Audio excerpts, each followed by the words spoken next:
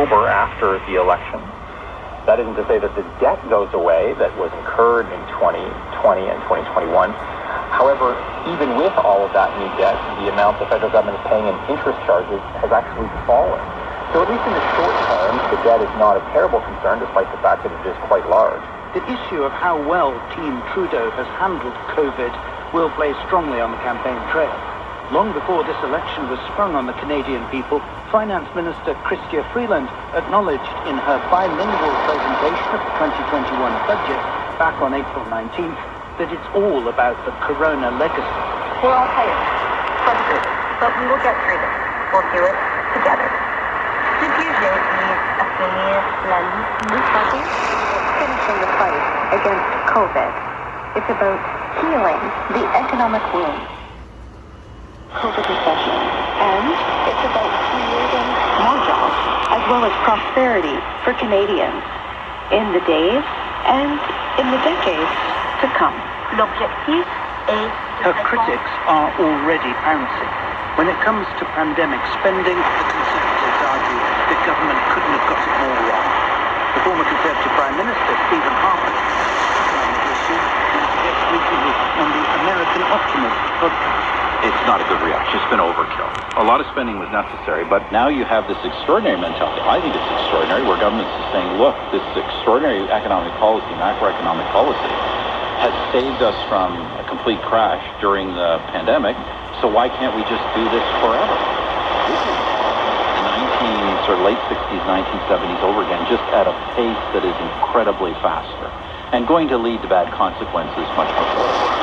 Well, to the person, obviously. So this is the BBC World Service from Wolferton, UK, on both the Sangean ATS 909X and X2. So up to you to judge what do you think or which one is better. Both on a reel-in antenna, nothing fancy, no loops, nothing expensive to, it's like a long wire if you want. So here's the 909X. That the government projects will be owed by the time of the next election. The option is that you can ignore it. You state that you're responsible. You can try to inflate your way out of it. You can't cut your way out of it. The only way that really works is to grow your way out of it.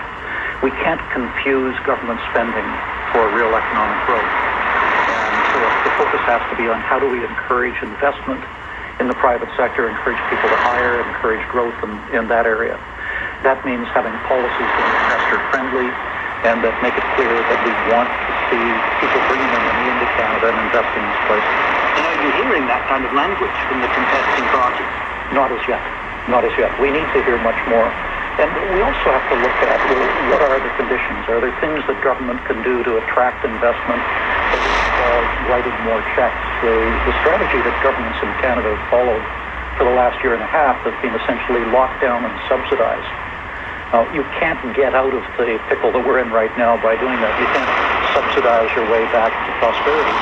What we have to do is to make it clear that our priority is to get the economy reopened and to get back to a more normal state. And now we're going to go to the 909X2 with the same signal from the BBC. Of regulation. Are they a priority at a time like this? Yes, they are. We need a full review of our tax system, which is a drag on investment in Canada. And we haven't had a full review during the lifetimes of the current party leaders. So it's time certainly to have that. Secondly, one of the things that we've learned during the recession and during COVID is that where governments regulate with a lighter hand, the private sector can innovate much more rapidly. The government put essentially a standstill on much new regulation that they were intending to do. Unfortunately, that means that there's a flood of regulations that are dammed up at the present time. What we need to do is to have the government take a fresh look at it and say, how do we ensure that the system is far more efficient than it's been and that we regulate as lightly as possible and encourage the private sector to be able to innovate? This perhaps is one of the fundamental issues in the election. The government moved into the bedroom upstairs during the recession. Everybody understood that. Some people are arguing it should take over the living room as well and the rest of the house. We're arguing it's time for them to move along and for... And now back to the 909X with the same signal from the BBC. We have to win it seat by seat. And we'll be taking the message out in communities across the country that we have to have a business-led recovery. I don't think that's the inclination of the politicians. They would sooner talk about other issues. What our responsibility is to make sure that these critical economic issues get considered. Well, thanks to Karen Beatty, CCC CEO. Americans affected by the campaign north of the border?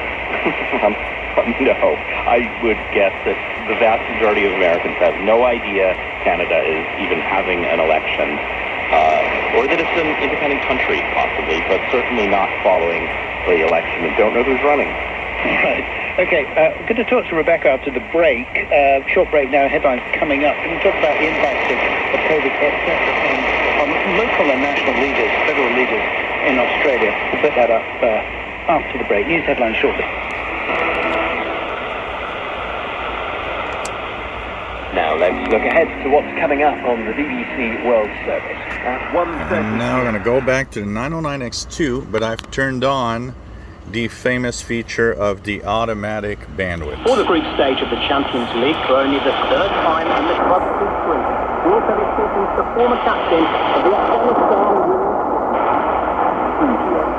you can hear answer. In the late 70s, a bunch of young Polish guys set up with living under communism, built themselves some kayaks and set out to paddle down one of the most inaccessible rivers in the world, in Peru. Why That's followed by Witness History. Today, the contested legacy of one of the leading figures from the 20th century. Nizar Kobani died in 1998, but the conflict that has been established in Syria has ignited a battle over his legacy. That's all still to come here on the BBC World Service. And now I'm going to turn off the automatic feature. Hello, welcome back. Still to come on Biz Matters. Field trials in Mali and Burkina Faso. A new combination of vaccine and medication could reduce malaria deaths among young children by as much as 70%, saving as many as 100,000 lives a year just in that part of Africa. We've got Mitchell and Rebecca still with us. We'll have more from them after our World News Summit.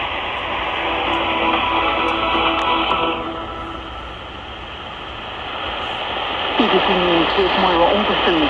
13 US servicemen have been killed, along with dozens of Afghans, in an attack by the Islamic State group. So, what do you think? One thing for sure, I find that the manual setting is better than the automatic. And what do you think of the compare with the 909X original radio? If you enjoy my videos, please subscribe, give us thumbs up. Thank you for watching.